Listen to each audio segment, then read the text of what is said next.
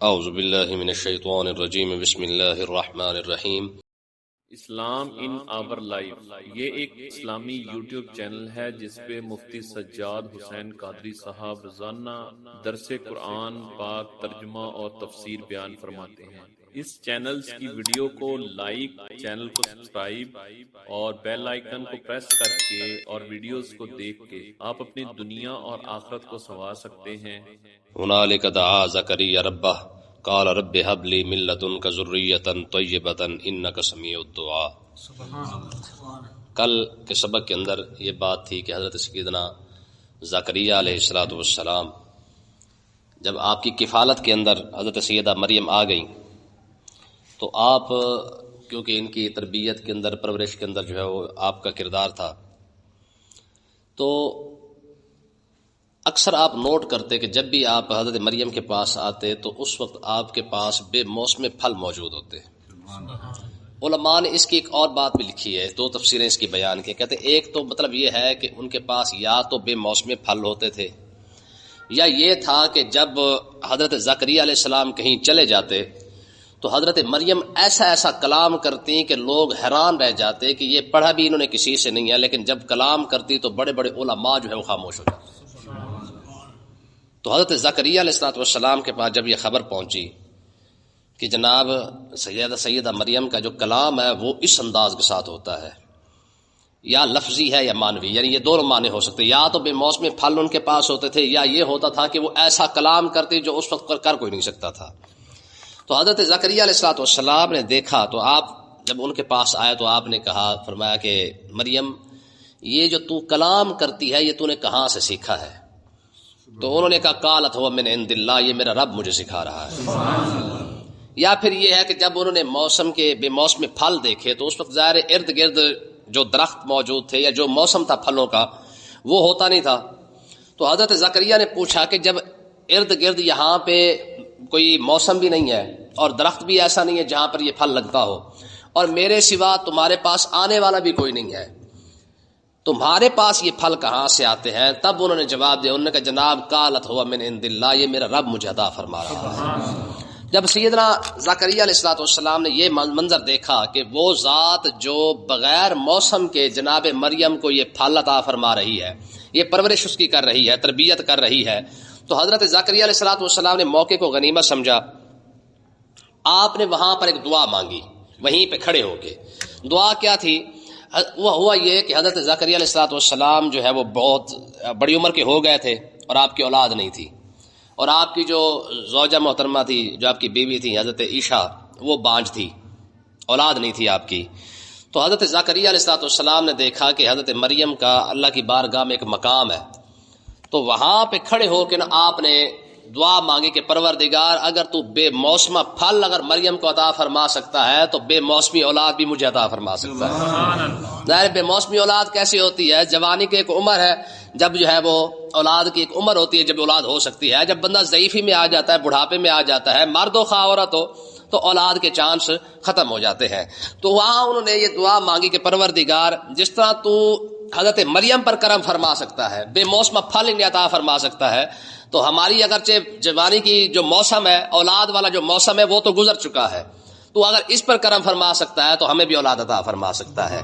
اب دیکھیں جی، ہنالک دعا زکریا ربہ، وہیں پر حضرت زکریا علیہ السلام نے اپنے رب کی بارگاہ میں اقدس میں دعا مانگی، قالا عرض کی رب حب لی من لدنک ذریۃ طیبہ، کہ اے میرے رب مجھے نیک اور پاکیزہ اولاد عطا فرما، انک سمیع الدعاء، بے شک تو دعا کو سننے والا ہے۔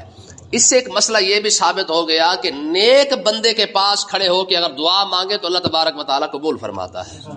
حضرت مریم نبی تو نہیں ہو سکتی، نہ نبیہ بن سکتی ہیں، لیکن کیونکہ ولیہ ضرور ہے تو نبی ولی کے پاس کھڑا ہو کے دعا مانگ رہا ہے، تو یہ مطلب نہیں کہ نبی کا مقام کم ہے، نہ، مطلب یہ ہے کہ یہ تعلیم امت کے لیے ایک بہت بڑا مسئلہ ہے، اور یہ مسئلہ بھی سمجھ آ گیا کہ ہم جو درباروں پہ جا کے نیک بندے کے پاس کھڑے ہو کے جو رب کی بارگاہ میں دعا مانگتے ہیں وہ بھی وجہ صرف اور صرف یہ ہوتی ہے کہ پروردگار یہ تیرا نیک بندہ ہے، اس کا ایک مقام ہے تیری بارگاہ اقدس میں، اگر تو اس پر کرم فرما سکتا ہے تو چلو اسی کے صدقے ہماری دعا بھی قبول فرما، ٹھیک ہے نا جی۔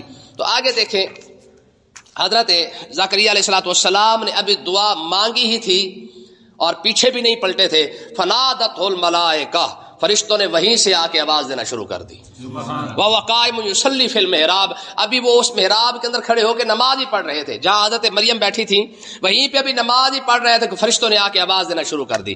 ہوا کیا، میں نے کل آپ کو بتایا تھا کہ حضرت زکریا علیہ الصلوۃ والسلام یہ 27 بڑے جو علماء تھے ان میں یہ سب سے بڑے عالم دین یہ تھے. جب یہ موجود ہوتے نا بیت المقدس کے اندر، اس وقت تک بیت المقدس کا دروازہ بند رہتا. لوگ اگر بیت المقدس میں مسجد شریف میں آنا چاہتے تو آپ سے اجازت طلب کرتے باقاعدہ.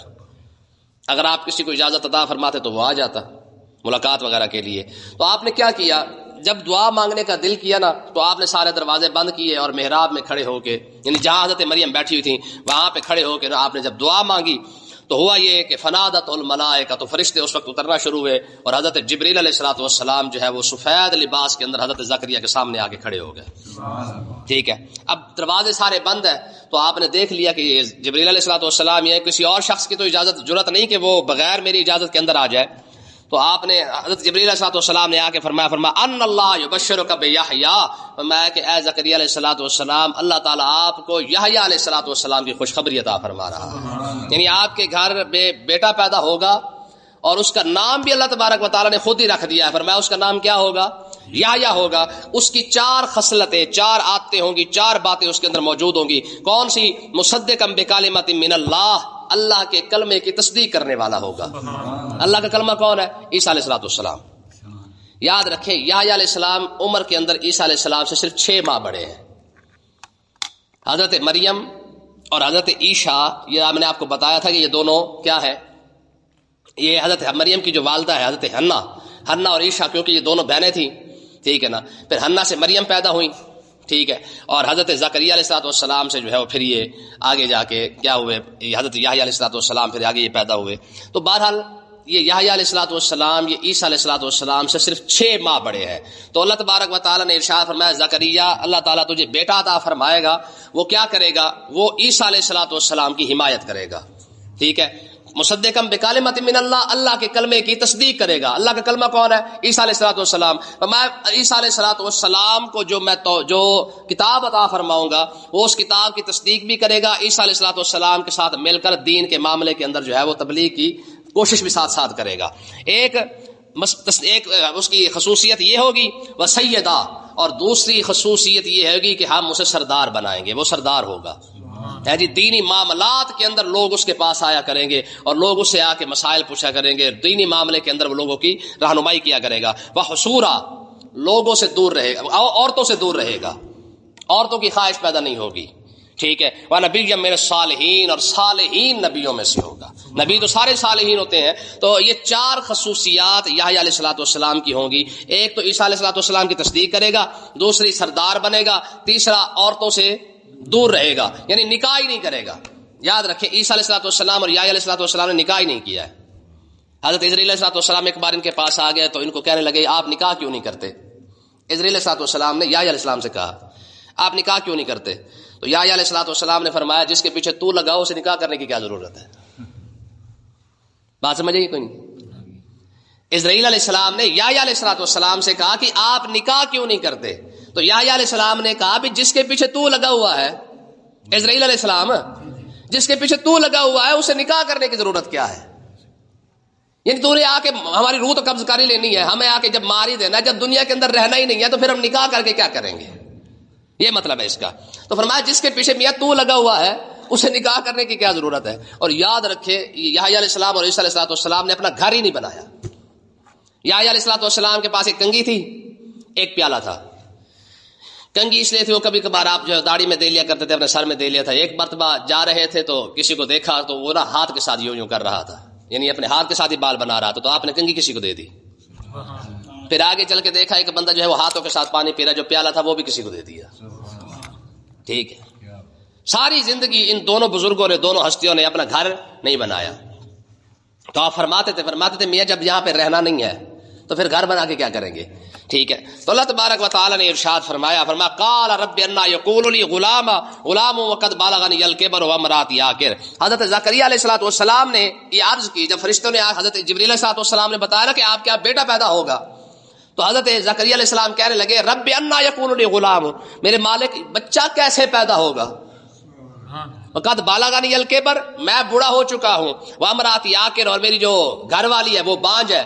یعنی یہ حضرت باعث بستامی رحمۃ اللہ علیہ فرماتے ہیں کہ یہ سوال یہ نہیں تھا کہ یہ کیسے ہو سکتا ہے، نہ بلکہ حضرت زکریا علیہ السلام پوچھنا یہ چاہ رہے تھے مالک تو کس طریقے سے پیدا کرے گا، کیا ہمیں جوانی دے گا پھر بچہ پیدا ہوگا، یعنی میں بھی جوان ہو جاؤں گا، میری گھر والی بھی جوان ہو جائے گی، پھر بچہ پیدا ہوگا، یا اسی بڑھاپے کے اندر ہی پیدا ہو جائے گا. ٹھیک ہے. تو اللہ تبارک و تعالیٰ نے ارشاد فرمایا قال کذالک اللہ یفعل ما یشاء، رب جیسے چاہے گا کرم فرما دے گا. ٹھیک ہے نا جی، اس کی قدرت سے کون سی یہ بعید بات ہے، وہ جیسے چاہے کرم فرما دے. اس نے تو صرف اتنا ہی کہنا ہے نا جی کون فیکون ہے جی، جس کی شان ہی یہی ہے، جب وہ کچھ کام کرنا چاہتا ہے تو صرف اتنا ہی کہتا ہے کہ ہو جا تو وہ ہو جاتا ہے. فرمایا یہ آپ کا مسئلہ نہیں ہے، یہ آپ کا پریشانی نہیں ہے، یہ رب کا کرم ہے، جیسے مرضی چاہے گا، چاہے تو آپ کو جوانی عطا فرما کے بچہ پیدا ہو جائے گا، یا آپ بڑھاپے کے اندر ہی رہیں گے، اللہ تبارک و تعالیٰ ویسے ہی آپ کو بچہ عطا فرما دے گا. اور پھر ایسے ہی ہوا ہے. آگے حضرت زکریا علیہ السلام نے عرض کی قال رب اجعل لی آیا، میرے مالک جب یحییٰ علیہ السلام اپنی ماں کے پیٹ میں آ جائیں تو میرے لیے کوئی نشانی پیدا کر دے، مجھے پتہ چل جائے کہ حمل ہو چکا ہے، یحییٰ علیہ السلام اپنی والدہ کے پیٹ میں آ چکے ہیں، کوئی نہ کوئی نشانی میرے لیے بن جائے. قال آیاتک، اللہ تبارک و تعالیٰ نے فرمایا ہاں ہم آپ کے لیے نشانی کیا بنائیں گے، ذرا اس کو دیکھیں کیا نشانی بنائی. فرمایا اللہ تکلم الناس ثلاثۃ ایام الا رمزا، 3 دن تک آپ کسی سے بات نہیں کر سکیں گے، صرف اشارے کے ساتھ بات کریں گے. یعنی کیسے پتہ چلے گا کہ یحییٰ علیہ السلام آ چکے ہیں؟ تو میں اس کا طریقہ کار یہ ہے کہ صرف اور صرف آپ کو جو ہے وہ کلام کرنے کی قدرت ختم ہو جائے گی، صرف آپ اشارے کے ساتھ بات کیا کریں گے. واذکر ربک کثیرا وسبح بالعشی والابکار، آپ اپنے رب کو بہت زیادہ یاد کریں، وسبح بالعشی والابکار، صبح اور شام اس کی تسبیح پڑھتے رہیں. اور پھر ایسے ہی ہوا، جب حضرت یحییٰ علیہ السلام اپنی والدہ محترمہ کے پیٹ میں آئے نا، تو زکریا علیہ السلام جب کلام کرنا شروع کیا تو کلام ہی نہ کر سکے. جب کسی سے بات کرنا چاہتے تو بات نہیں کر سکتے تھے. ہاں یہ ہوتا کہ جب وہ اللہ کا ذکر کرنا چاہتے تو بلند آواز سے کرنا شروع کر دیتے. جب ویسے کسی کو بلانا چاہتے ہیں فلانے گل سنو یا فلانے بات سنو ادھر آ بھائی، کوئی بھی دنیاوی بات جب ہوتی تو آپ بات نہیں کر سکتے تھے، لیکن ہاں اسی وقت اگر آپ چاہتے تو اللہ کا ذکر کرنا شروع کر دیتے تھے. تو 3 دن تک حضرت زکریا علیہ السلام کی کیفیت یہی رہی. 3 دن تک آپ لوگوں سے کلام نہیں کر سکے. تو لوگ جب آپ سے بات کرتے تو آپ اشارے کے ساتھ بات کیا کرتے تھے. تو 3 دن کے بعد لوگوں نے پوچھا حضور یہ کیفیت کیا ہے؟ فرمایا یحییٰ علیہ السلام تشریف لا چکے ہیں. ٹھیک ہے نا، کیونکہ یہ میرے رب نے میرے لیے نشانی بنائی تھی کہ یحییٰ علیہ السلام جب بھی ماں کے پیٹ میں آئیں گے تو 3 دن تک آپ کسی سے بات نہیں کر سکیں گے. تو دیکھیں یہ یحییٰ علیہ السلام اور یہ حضرت عیسیٰ علیہ السلام، جب آپ کا دور آیا نا ان دونوں ہستیوں کا، یہودیت سب سے زیادہ پھیلی ہوئی تھی اور ان پورے عروج پہ تھی. ٹھیک ہے. تو جب انہوں نے کھڑے ہو کے اللہ تبارک و تعالیٰ کے احکامات سنانے شروع کیے تو پھر آپ جانتے ہیں انہوں نے کیا کیا. یحییٰ علیہ السلام پر تو آرا چلا دیا گیا. ٹھیک ہے. اور عیسیٰ علیہ السلام کو انہوں نے جو ہے وہ مصلوب کرنے کی کوشش کی. تو اللہ تبارک و تعالیٰ نے، یہ اور بات ہے کہ قرآن مجید کہتا ہے بر رفع اللہ الیہ وکان اللہ عزیزا حکیما، اللہ تبارک و تعالیٰ نے عیسیٰ علیہ السلام کو آسمان پر اٹھا لیا اور یحییٰ علیہ السلام شہید ہو گئے.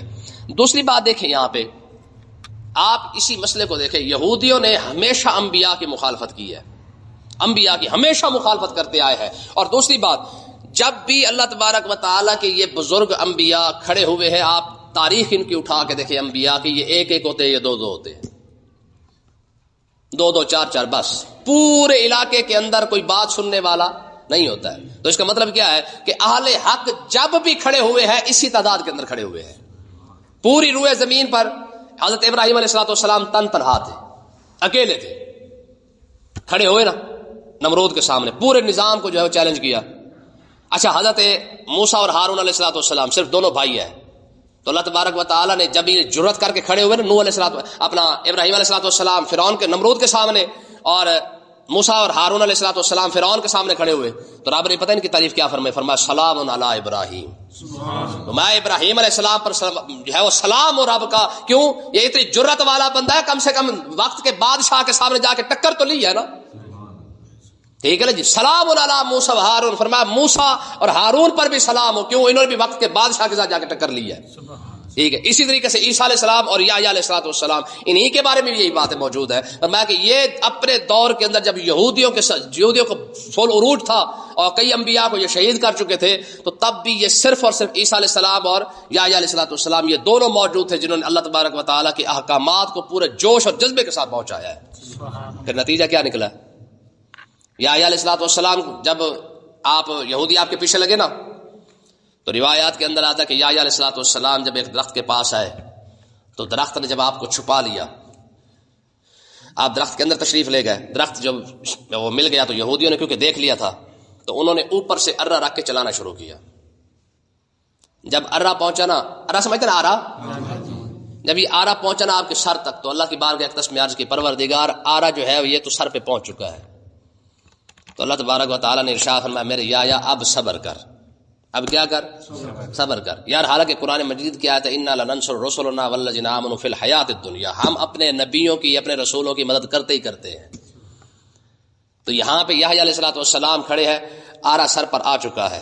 جب اللہ تبارک و تعالیٰ نے فرمایا اب صبر کر، تو جیسے جب انہوں نے صبر کیا نا تو آرا جو ہے وہ جب سر پہ آ کے چلنا شروع ہوا. یار کوئی سوچ سکتا ہے کہ یار اللہ کے نبیوں کو کتنی کتنی تکلیفیں دی گئی ہیں. آرا چلتا جا رہا ہے اور چپ کر کے صبر کا جو ہے وہ کہتے ہیں نا کوہ پیما کھڑے ہوئے ہیں جناب، چپ کر کے کھڑے ہوئے، کوہ گرا بن کے کھڑے ہوئے ہیں کہ اب جو بھی ہو جائے. رب نے فرما دیا کہ صبر کر، تو پھر صبر کرنا ہی کرنا ہے. اور آپ کو ایسے کر کے جو ہے وہ دو ٹکڑے کر دیا گیا. ہماری قوم چھوٹی چھوٹی بات پر جو ہے وہ جناب اللہ رونا شروع کر دیتی ہے. اور دوسری یہاں پہ ایک مسئلہ غور طلب ہے، وہ یہ ہے کہ اللہ تبارک و تعالیٰ نے فرمایا کہ جب تمہیں بیٹے کی خوشخبری ملے گی نا تو اس وقت تم نے کیا کرنا ہے؟ وَاذْكُرْ رَبَّكَ كَثِيرًا، اپنے رب کو بہت زیادہ یاد کرنا ہے. ہم دیکھ لیں ہمارے ہاں جب بچہ پیدا ہوتا ہے تو ہم کیا کرتے ہیں، اور جب بچے کی شادی ہوتی ہے پھر تو ہم ماشاءاللہ ویسے تسبیح پکڑ کے مسجد کے اندر بیٹھ جاتے ہیں. رب فرما رہا ہے کہ جب بیٹے کی خوشخبری مل جائے تو کیا کرنا ہے؟ اپنے رب کو یاد کرنا ہے. اور جیسے ہی حضرت یحییٰ علیہ السلام پیدا ہوئے تو حضرت زکریا علیہ السلام کا ذکر اور بڑھ گیا. تو اس سے ہمیں سبق کیا ملتا ہے یار؟ ایک بات تو یہ ہے کہ جب ہم بچے کے پیدا ہونے کی خوشی منا رہے ہیں، جب شادی کا موقع ہوتا ہے، جب یار ہماری نسل نے بڑھنا ہے، جب اللہ تبارک و تعالیٰ کا کتنا بڑا احسان ہے کہ ہمارا بچہ فوت نہیں ہوا، اسے کچھ ہوا نہیں ہے، آج وہی بچہ بڑا ہو کے ہماری نسل بڑھانے کا جو ہے وہ اس کی وجہ سے نسل بڑھ رہی ہے. رب کتنا کرم فرما رہا ہے کہ نہیں؟ اس کے بعد ہم کیا کرتے ہیں؟ جیسے جناب والا بچے کی شادی شروع ہوتی ہے ہمارے ہاں جناب کنجر خانہ وہ فل عروج پہ پہنچ جاتا ہے. اچھا پھر کیا کہتے ہیں یہی تھا موقع. یعنی جو نعمت رب نے دی تھی، جب شکر کرنے کا بالکل عین شکر کرنے کا موقع آیا کہ پروردگار آج تیرے کرم سے جو ہے وہ آج ہماری نسل آگے چلنے لگی ہے، ہماری نسل کا سلسلہ شروع ہونے لگا ہے. جہاں پہ آ کے رب کا سب سے زیادہ شکر کرنا تھا، آج ہماری قوم وہاں پہ سب سے زیادہ رب کی نافرمانی کرتی ہے. اور پھر عین رخصتی کے موقع پر قرآن سر پہ رکھ کے کھڑے ہو جاتے ہیں. ایماندار سے اس سے زیادہ قرآن کا مذاق کیا ہوگا؟ رخصتی کے موقع پر قرآن کو سر پہ رکھ لینا اور 8 دن پورا کنجر خانہ کر لینا، اور کرنے کے بعد پھر دعا مانگنا جنا اللہ نیک جوڑے میں برکت عطا فرما. پھر نیک ہے کہاں؟ پھر تو رخصتی کے موقع پر ابا بھی آنسو باہر آتا ہے، اما بھی آنسو باہر آتے. 8 دن کیا کیا ہے تم لوگوں نے؟ تو اس لیے نہیں یاد رکھے جب ابتدا ہی ایسی ہے تو کیا خیال ہے کہ اس کے اندر برکت کہاں سے پڑنی ہے بھائی؟ تو اس لیے یہ اصول ہے ہمارا. ہم نے جتنا ہمارے معاملات ہیں ٹوٹلی غلط جا رہے ہیں، وہ ٹوٹل غلط طریقے سے جا رہے ہیں. اللہ تبارک و تعالیٰ تو نعمت دے کے فرماتا ہے کہ اب وہ کیا کر، جب نعمت دی ہے تو پھر شکر بھی کر. کہ شکر کا یہ طریقہ تھا کہ ڈیگا رکھ کے جناب والا چھت پہ پورے محلے کو برباد کر دو. ٹھیک ہے، خوف خدا اس وقت ختم ہو جاتا ہے. رخصتی کے موقع پہ جناب والا وہ کیا کہتے ہیں، وہ بیٹی والوں کو بھی قرآن یاد آ جاتا ہے اور بیٹے والوں کو بھی جناب والا سارا کچھ یاد آ جاتا ہے. بتائیں یہ قرآن کا سب سے زیادہ مذاق مسلمانوں نے خود نہیں اڑایا. مذاق اور کس کو کہتے ہیں، اور مذاق کس کو کہا جاتا ہے؟ مذاق بھی تو یہی ہے نا کہ ہم نے اپنے رسم و رواج کے اندر بڑھ کے جناب والا سب کچھ سارا برباد کرنے کے بعد بتائیں ہم کہاں پہ کھڑے ہوئے ہیں. تو اس لیے اللہ تبارک و تعالیٰ نے زکریا علیہ السلام کو فرمایا تھا، فرمایا کہ میرے زکریا جب تجھے رب اپنی نعمت عطا فرمائے، یعنی یحییٰ علیہ السلام عطا فرمایا تو اپنا ذکر کرنا شروع کر دینا. اور ایسے ہوا بھی صحیح. تو اس لیے اس کا مطلب یہ ہے کہ یار بیٹے کی خوشی ملے نا تو بندہ کم سے کم شادی والے دن اتنا تو یاد رکھے کہ آج میرے رب نے جو نعمت دی تھی وہ کہاں تک پہنچ چکی ہے. اللہ تعالیٰ سمجھنے کی توفیق عطا فرمائے.